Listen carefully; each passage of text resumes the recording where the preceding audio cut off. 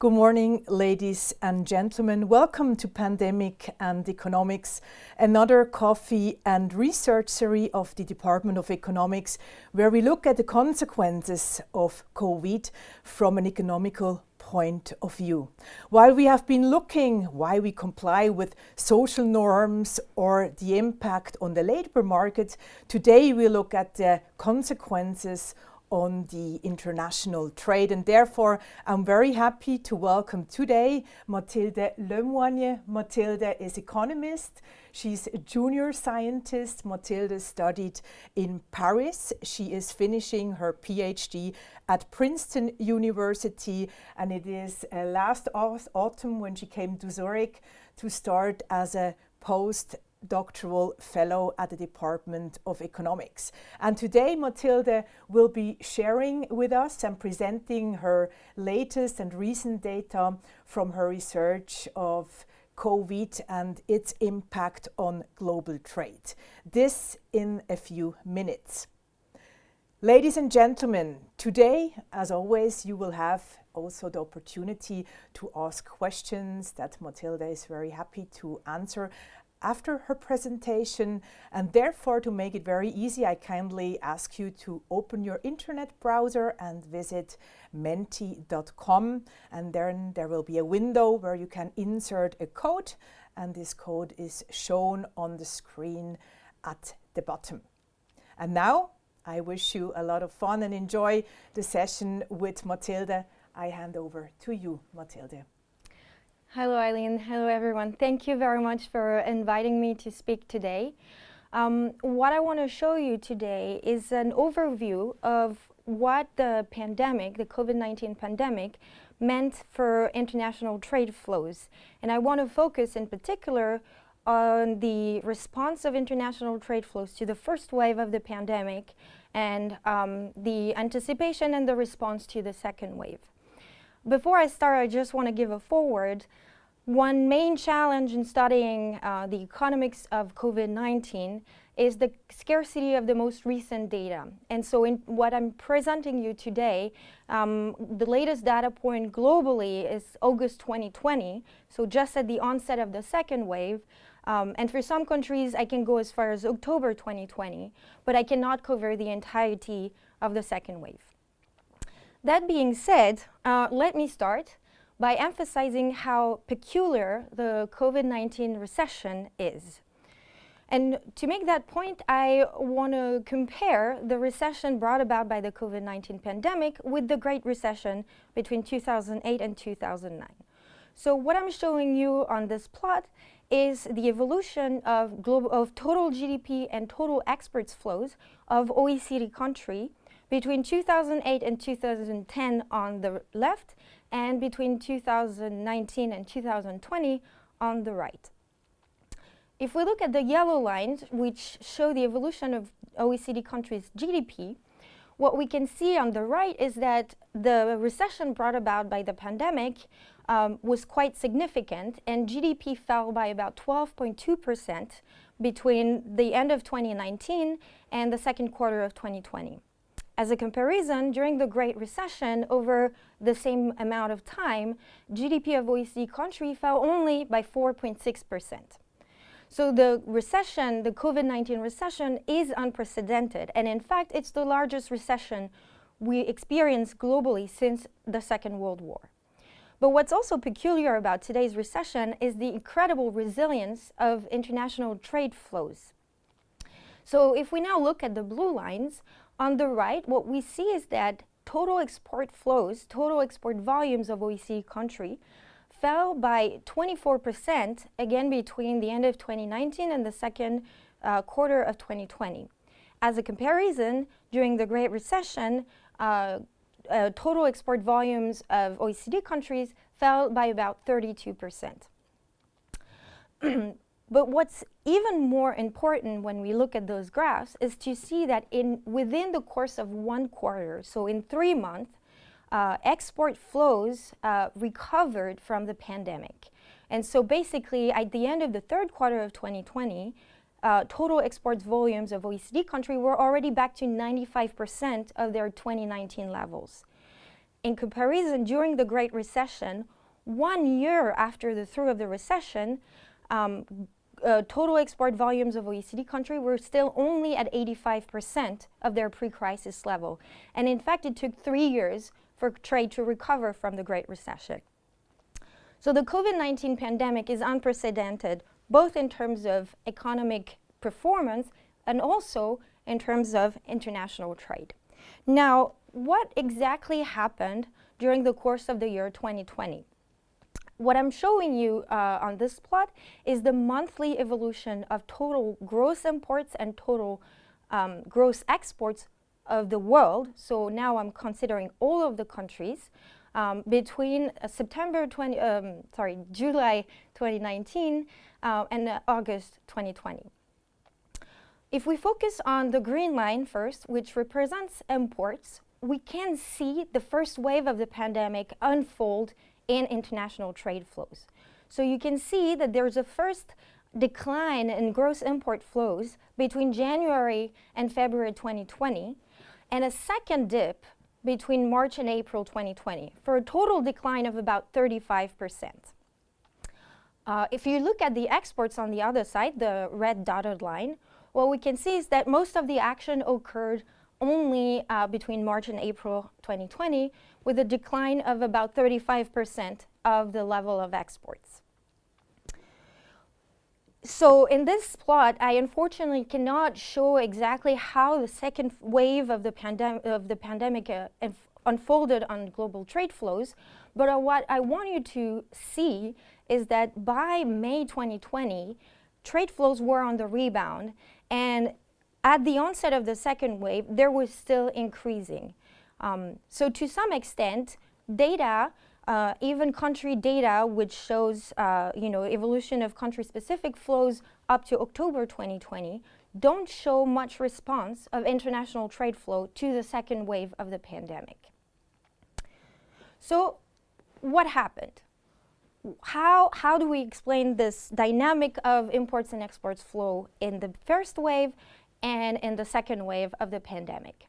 In order to guide our understanding, I want to use three concepts that are very useful to decompose how trade flows evolve over time. And those are trade costs, supply, and demand.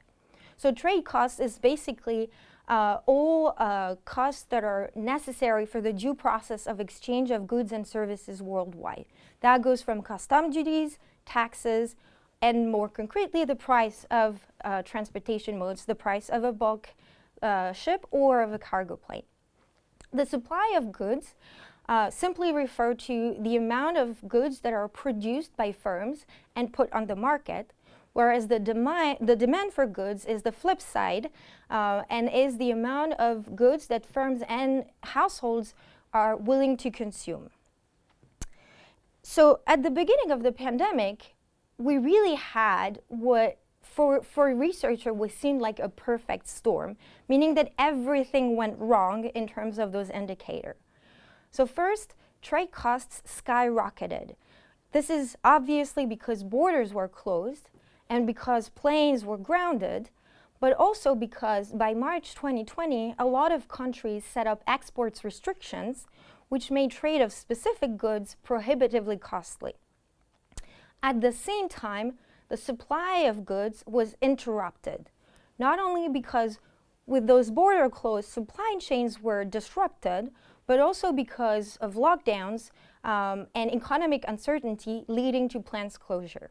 And finally, demand plummeted, meaning that people kind of stopped consuming, whether because there were a lot of uncertainty regarding their income or because they went into unemployment, but also because of sanitary restriction and social distancing measures, which prevented people to simply go to the restaurants or to the movies.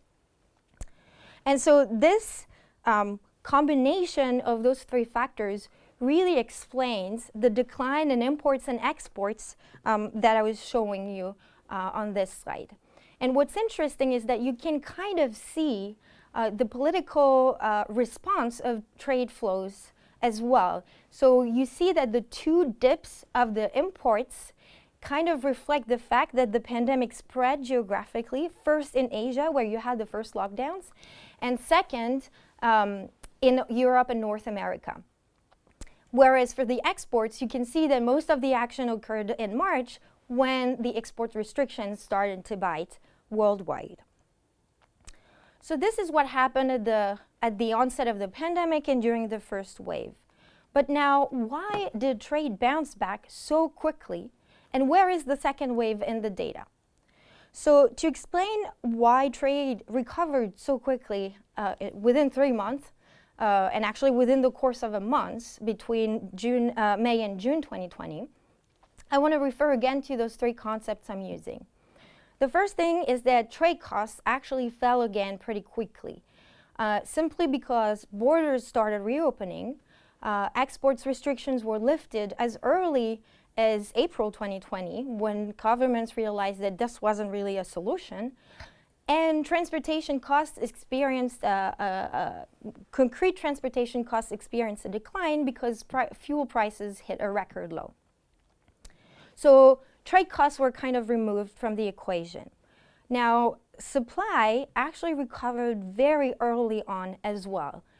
The key driver for this is China. So China experienced a recession led to the pandemic, but it was very short-lived. And basically, by March 2020, Chinese GDP was almost back to its pre-crisis level, which means that by March 2020, Chinese firms were open and running at the same time that European or North American plants were closing because of lockdowns. So there was a sustained production capacity that could respond to the world demand.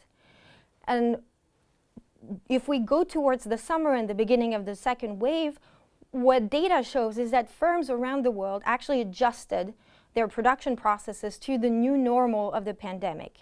That means that firms bought machines and bought protections that would allow on-site work when it was necessary, but with actual sanitary, sound sanitary practices. And obviously, there was a lot of generalization of home office. So firms adjusted production to the new normal. The third point is that demand also responded to the pandemic by adjusting to the new normal. And research shows that this is actually the key driver of the recovery of trade and the sustainable dynamic of trade flows during the second wave. So I want to spend a little bit more time on this last point. What I want you to understand is that this COVID-19 recession is first and foremost a recession of the services. Obviously, first and foremost, the in-person services, because we cannot go to the movies, we cannot go to the restaurants anymore. But it's also a recession of tourism or of transportation. And to illustrate this point, I want to go back to the dynamic of trade flows between 2019 and 2020, separating this time trade in merchandises, so in physical goods, from trade in services, which would mean essentially tourism and transportation. So the red line is the trade, the total of export flows from OECD country in goods, which I was showing in the introduction, and the green dashed line is the total exports flows of services from OECD country. What you can see very clearly is that the decline in trade volumes was actually larger for trade in services than for trade in goods, by about 5 percentage points. And interestingly, the recovery of trade in services was much slower than the recovery of trade in goods. And the way to see that is to realize that the curve between the second quarter of 2020 and the third quarter of 2020 is much steeper for goods than it is for services. The steeper the line, the faster the recovery. So the recession hit most and foremost services, and that also reflects in the dynamics of trade. Now, what it meant is that households and firms shifted their consumption spending away from those services they could not consume anymore towards goods, and in particular, intensively traded goods. So to illustrate this point, I'm now showing you global trade flows of specific goods monthly between January and October 2020. And I'm differentiating goods here by their use for firms and consumers. So for example, the green line shows trade flows of consumer non-durables, which is going to be mostly food. And as you can see, there's a very soft reaction of trade flows in foods to the recession and to the pandemic, simply because people cannot stop eating. On the other hand, if you look at the pink-purple line, this is trade flows of production intermediate inputs. That means essentially raw materials that are used by firms in production of goods. And as you can see, the reaction to the first wave, in particular between March and April, was very severe, and the recovery is very slow. It's very flat. What I want you to focus on now is the blue and the yellow line. So the blue line shows trade flows of goods that we call consumer durables. Those would be your personal computer, your desk, your furniture, your house appliances. Whereas the yellow line shows the trade flows of durable goods used by firms, so machines, robots, printers. And you can see that after the first wave, those trade flows recovered very quickly, and even after the beginning of the second wave, August 2020, September 2020, those flows are still on the rise and higher than they were in the beginning of the year. And that really illustrates the fact that households and firms invested in this new normal by investing in furniture for their home, investing in a desk for working from home, or investing in plexiglass walls to protect workers on site. And to illustrate this last point about trade in protection goods, trade in what I call in my research COVID goods, I'm showing you here trade flows of specific goods that are used to protect individuals from the virus. And you can see in particular the rise during the summer and the second wave of trade in goggles and gloves, which also includes all types of plastic or tissue protections, fabric protections of individuals. So what I want to the point that I want to push forward is that the COVID-19 recession is particular for trade dynamics because it sustained trade instead of discouraging it. And so it really pushed trade flows forward. And so we could conclude that, the effect of the pandemic on international trade is in fact very temporary, and now everything is back as normal or just as good as it was before the pandemic. But I want to conclude with a word of caution for two reasons. First, because while it's true that fuel prices hit a record low during the year 2020, what we observe today is that the price of transportation, the price of cargo ships and of cargo planes is actually skyrocketing. And that is simply because the first wave generated a disruption of supply chains, and so planes and ships found themselves stuck where they shouldn't be. And so as a result, the price for those goods nowadays is actually incredibly high. The second word of caution I want to say is that it is true that trade volumes recovered very quickly from the first wave, but we observed that some trade relationships were actually destroyed over the first wave. And I want to illustrate this in my last slide, where I'm showing you here in orange the evolution of the average volume of goods traded across all markets between January 2019 and August 2020. And in green, the number of markets on which goods are traded.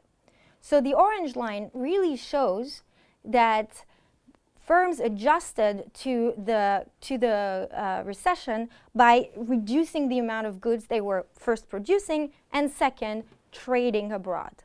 And that's normal. That's usually how firms adjust to fluctuations of the business cycles.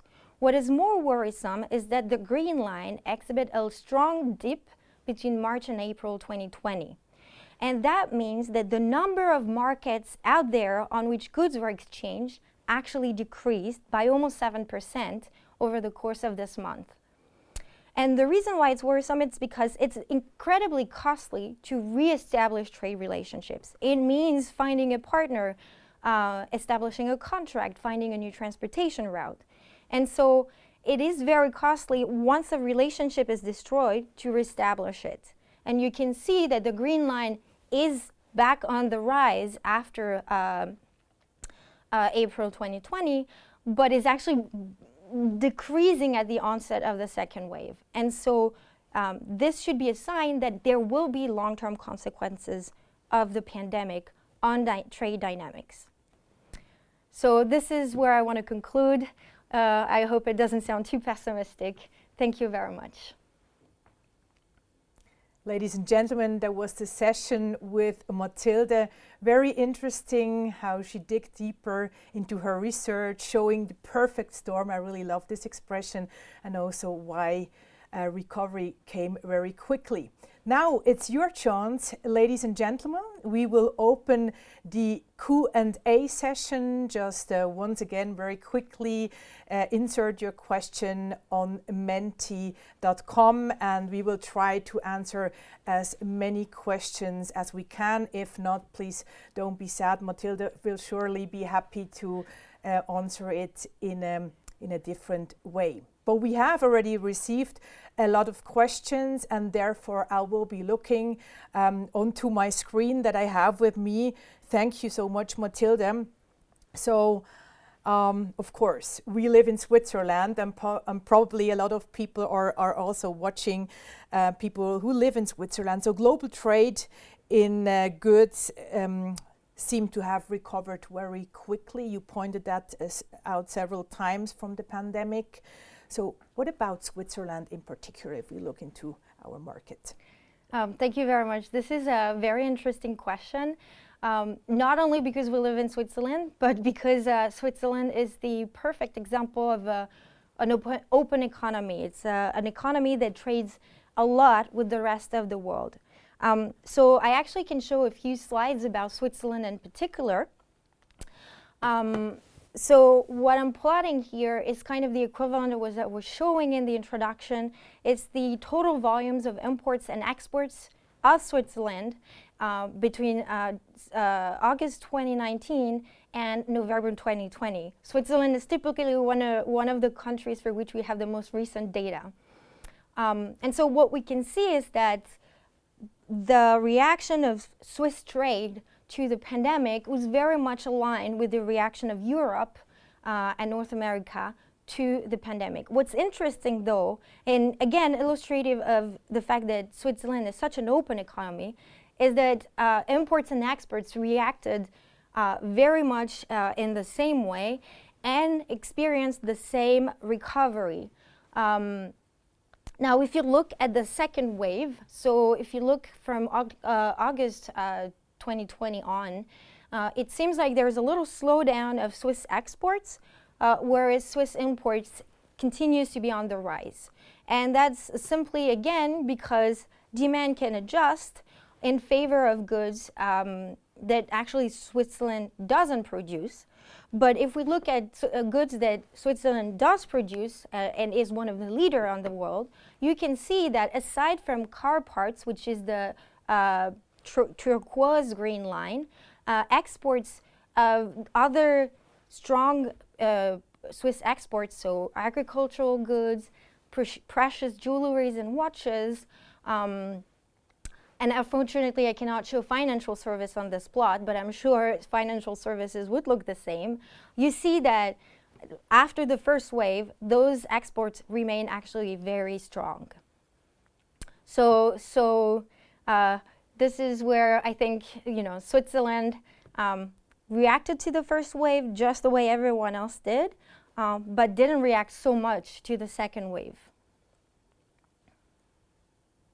So we have more questions that came in.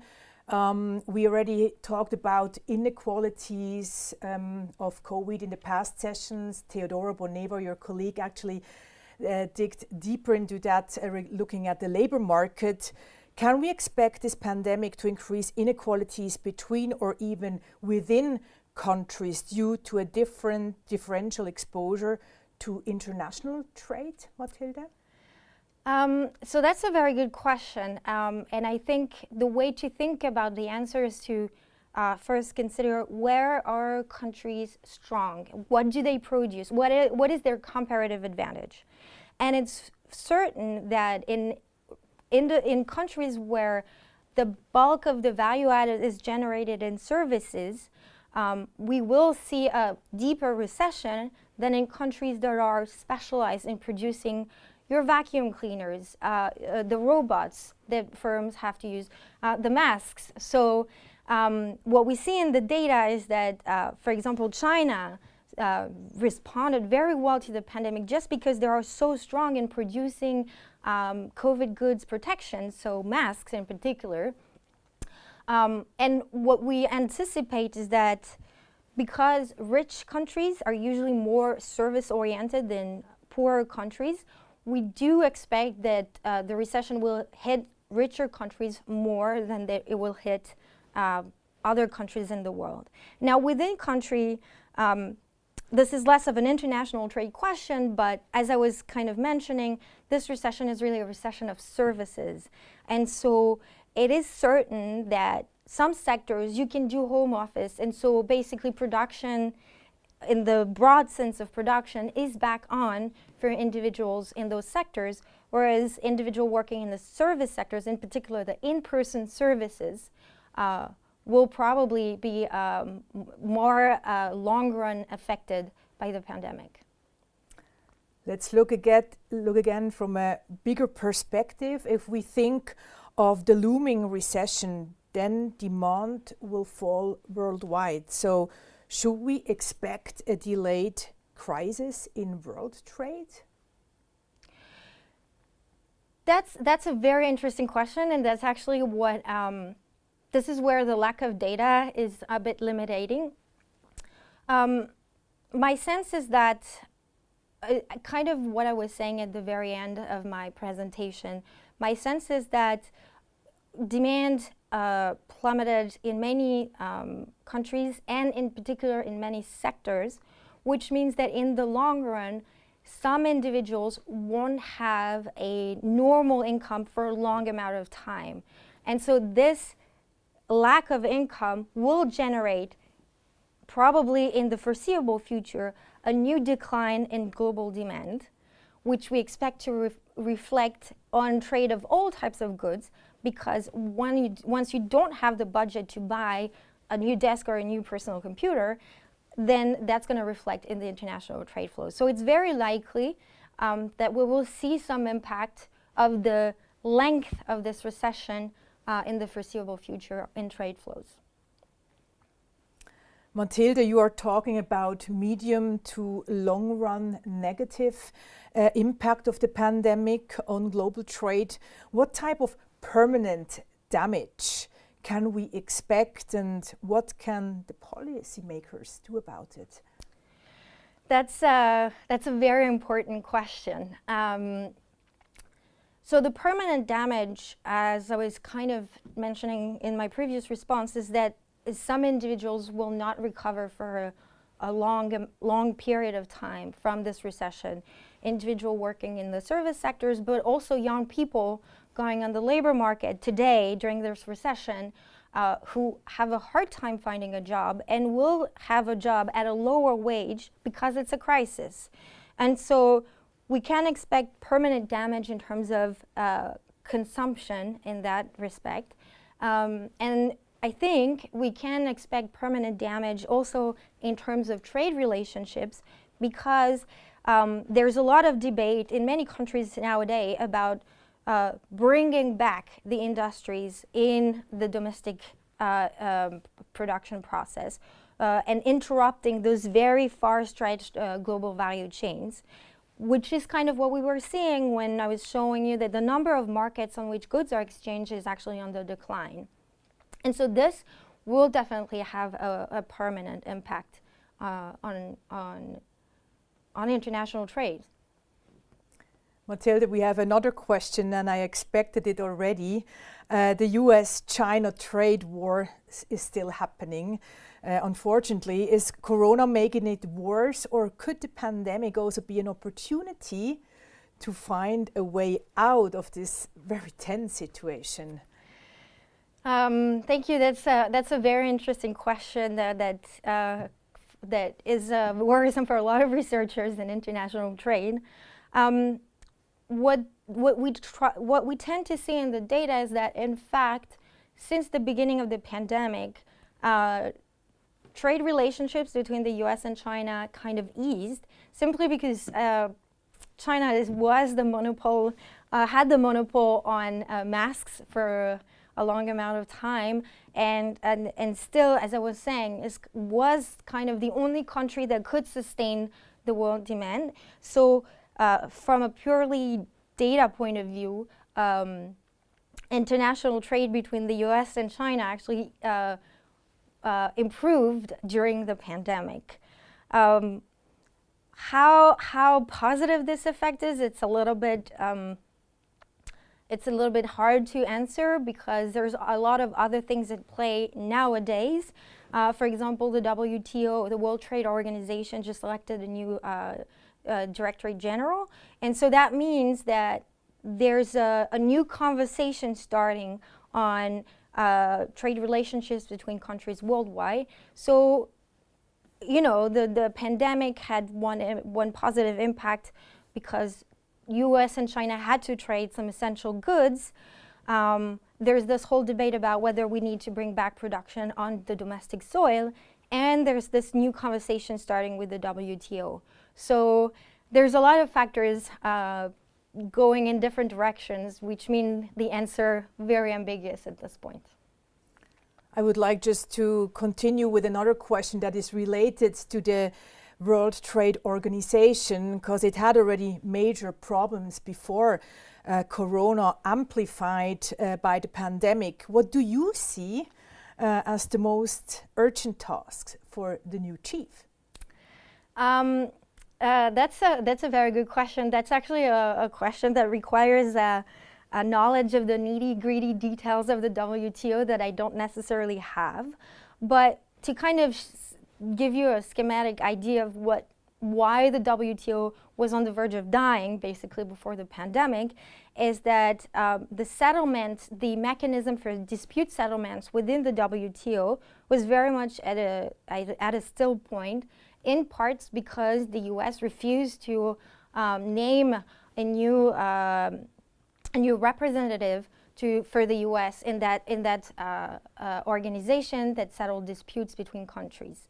And so I think the primary task of this new director will be to reform the dispute settlement organization to allow countries to exchange without any kind of stalling points throughout the process. So that's, I think, the very first challenge, because without this dispute settlement organization, nowadays tariffs are very low across the world. So the role of the WTO is not in decreasing tariffs anymore. It's really into settling those disputes between countries. And the second, I think, goal of the WTO, interesting new avenue of work for the WTO, which is the object of an ongoing research project, is to account for the environmental impact of trade.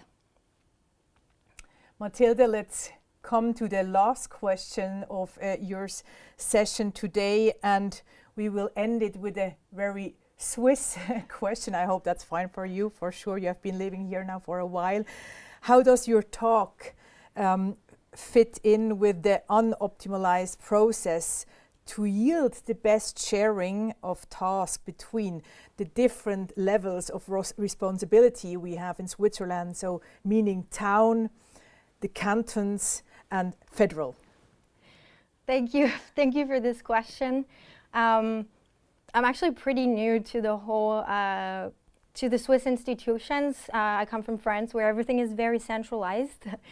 I think the setup of Switzerland is actually very useful because I didn't answer to that question that you asked before, but there was a question about what can policymakers do to kind of prevent the permanent damage of the COVID-19 recession. And we have anecdotal evidence that suggests that one big thing that worked well was the Kurzarbeit. And so I think if there is a cantonal decision on when to implement and where to implement Kurzarbeit, because as I was mentioning, some sectors don't need it, everything is working almost normally.